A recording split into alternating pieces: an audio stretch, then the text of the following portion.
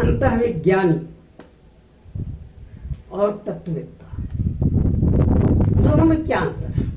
दोनों ही अखंडता की अनुभूति को प्राप्त किए हुए होते हैं।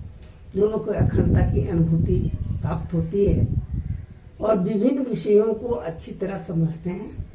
वो अनुभूति में बैठा हुआ रहता है। आत्मा क्या है, परमात्मा क्या है, पुनर्जन्म क्या है, उन तमाम बातों को वो समझते हैं। लेकिन दोनों में एक बुनियादी अंतर है। तत्ववेत्ता अखंडता की अनुभूति को प्राप्त करते हैं और उसकी अभिव्यक्ति भी करते हैं। अंतःविज्ञानी उसकी वैज्ञानिक व्याख्या करते हैं। वह अपने आप में दुर्लभ संयोग है कि अंतःवैज्ञानिक बने और विभिन्न युगों में अंतःवैज्ञानिक होते रहे हैं। धातु युग में अच्छी संख्या में अंतःवैज्ञानिक हुए। धातु युग के हजारों हजार साल पहले भी अंतःवैज्ञानिक हुए। उनका स्तर इतना ऊंचा होता है कि सामान्य व्यक्ति उनकी उपलब्धि को नहीं समझ पाता है। वह विज्ञान के माध्यम से अपनी अनुभूति को अभिव्यक्त करने की कोशिश करते हैं। तत्ववेत्ता परमात्मा की चर्चा करता है, अखंडता की अनुभूति की चर्चा करता है, लेकिन वैज्ञानिक व्याख्या नहीं करता। तो लोगों को एक विषय समझ में आता है कि आत्मा है, परमात्मा है, पुनर्जन्म है, ये सब मोटी मोटी बातें उनको समझ में आता है। इसलिए तत्ववेत्ता के प्रति उनका आकर्षण बढ़ जाता है। उसका यथार्थ स्वरूप नहीं समझ में आता है। एक तत्ववेत्ता पुनर्जन्म के बारे में कह रहा है तो लोग उसके बातों के मर्म को नहीं समझ पा रहे, शब्दों को पकड़ रहे हैं। आत्मा की बात कह रहे हैं तो उनको लगता है कि कोई विषय है। परमात्मा के बारे में कह रहे हैं तो लगता है कि कोई सर्वशक्तिमान बैठा हुआ है। तो उनके प्रति कुछ लोग आकर्षित होते हैं, बहुत ज्यादा लोग आकर्षित नहीं होते हैं। वो एक अलग बात है कि फिर रीति रिवाजों के साथ उनके क्रियाकलाप को बंध जाने की वजह से हजारों, लाखों, करोड़ों, अरबों तक लोग अनुयायी हो जाते हैं, एक अलग बात है। और अंतःवैज्ञानिक क्या है? अंतःवैज्ञानिक विज्ञान के बारे में कहता है। वह कहता है कि वह अनुभूति हमारे ही अंदर है, अनुभूति के बारे में बताता है और वैज्ञानिक अभिव्यक्ति के बारे में बताता है कि कैसे उस अनुभूति को आप प्राप्त कर सकते हैं। तो आम आदमी समझता है कि यह तो हर आदमी से पकड़ ले सकता है, हर आदमी जान सकता है, ये तो सामान्य बातें हैं। अखंडता की अनुभूति को सामान्य रूप में लेकर करके उनकी उपेक्षा कर देता है, तिरस्कार कर देता है। आज सैकड़ों हजारों यूनिवर्सिटियां में दर्शन शास्त्र पढ़ाया जा रहा है। प्रोफेसर हैं, हजारों लाखों विद्यार्थी हैं, लेकिन वह अंतःविज्ञान को नहीं समझ पाते। अंतःविज्ञान की अनुभूति को बगैर अर्जित किए हुए वो विद्यार्थियों को पढ़ा रहे हैं, समझा रहे हैं। और उनका समझाना, विद्यार्थी क्या समझ रहे हैं और नहीं समझ रहे हैं, आप भी समझ सकते हैं। यह सबसे बड़ी दिक्कत है, एक व्यवहारिक दिक्कत है। अखंडता की अनुभूति को डिग्री के दायरे में नहीं ला सकते हैं,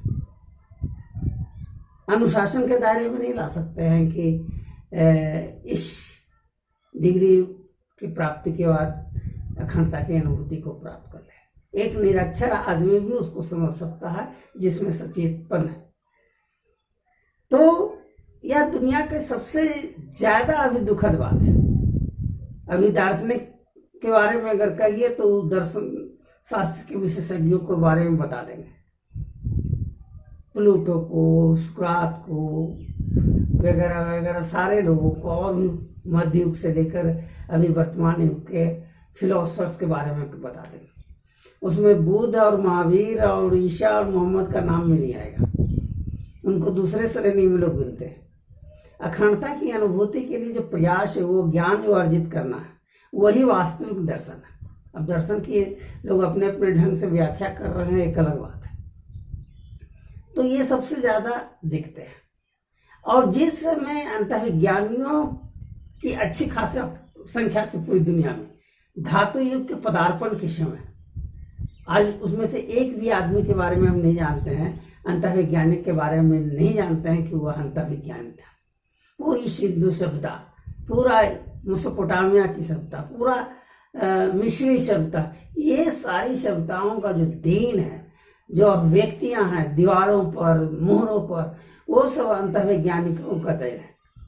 सब उस चिंतन, अनुभूति, अखंडता की अनुभूति और उसकी वैज्ञानिक अभिव्यक्ति उसके और भी हजारों साल पहले, धातु युग के पहले गुफाओं के चित्र के माध्यम से व्यक्त करने की कोशिश की। आज परंपरागत रूप से दर्शन शास्त्र को पढ़ाया जा रहा है। दर्शन शास्त्र विषयांतर हो गया है बिल्कुल।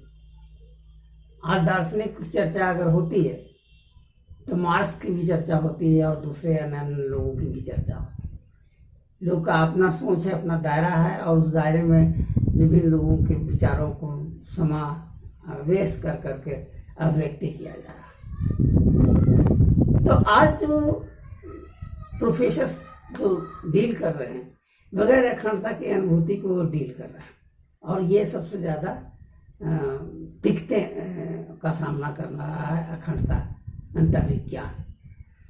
शासक पर कोई से कोई मतलब नहीं है, उसे राज सत्ता से मतलब है, और परंपरागत रूप से सामाजिक अध्ययन के रूप में दर्शन शास्त्र को पढ़ाया जा रहा है।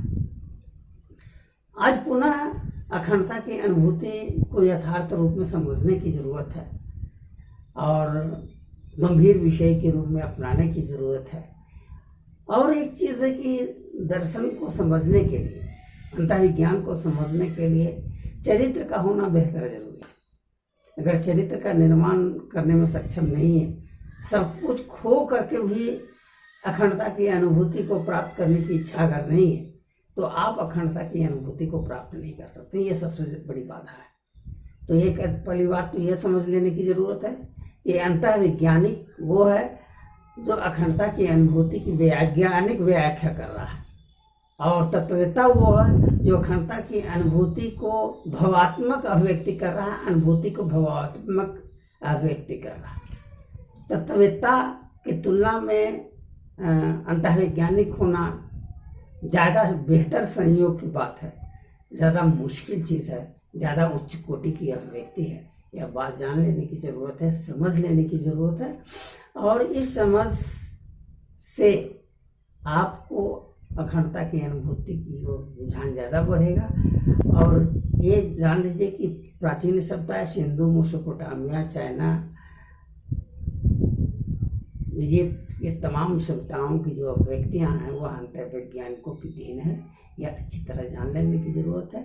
इसलिए उन सभ्यताओं की जो अभिव्यक्ति है उसे बेहतर ढंग से समझने की जरूरत है।